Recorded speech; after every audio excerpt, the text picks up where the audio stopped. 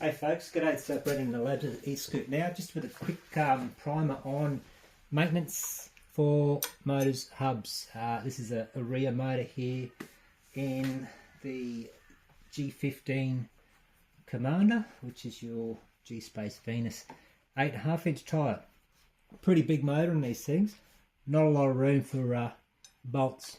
You've got a set of bolts for your split rim, of course, which is an M4, and then a M3 smaller bolt which holds the hub together, the stator in place, etc.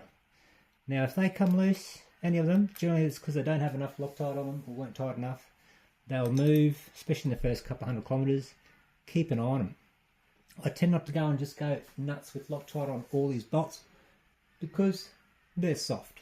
Standard Chinese scooter factory bolts, not high tensile. So if you want to upgrade them to some sort of class of 8.8 or 12.9, go for it. Pull them out, measure them up, replace them.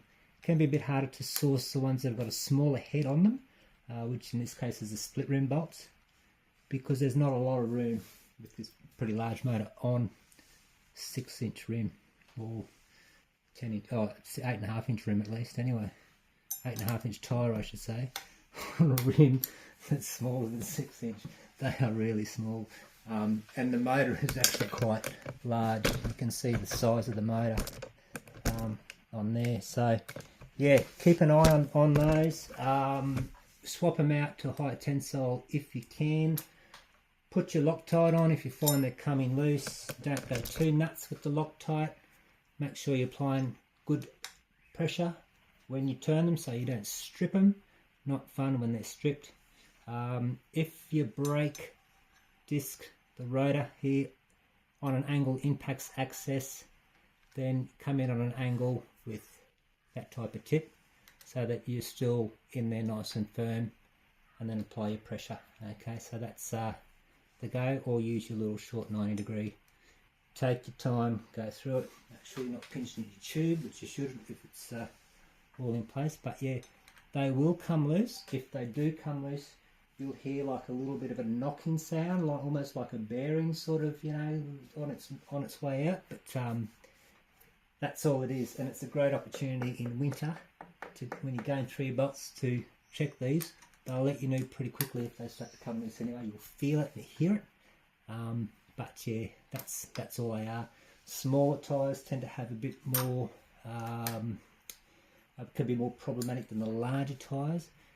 But once they're all in position, tight and Loctited, not a huge amount, just a little bit of blue is all you need. You should be right. If you find that you need to pull a bolt out and you can't, you probably need to get some heat in there, right? Don't strip it with too much force. Heat the thing up. Get your heat gun going. And they're cheap, it's like a soldering iron and a heat gun like that there is no more than about $60, right? And it's computer controlled, whatever temperature you want on both the iron and the heat gun. So there ain't an excuse to not have a decent heat gun for purposes of that. Same with your brake rotors as well.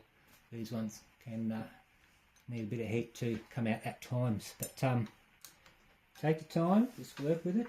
It should be good. Righto, check you out.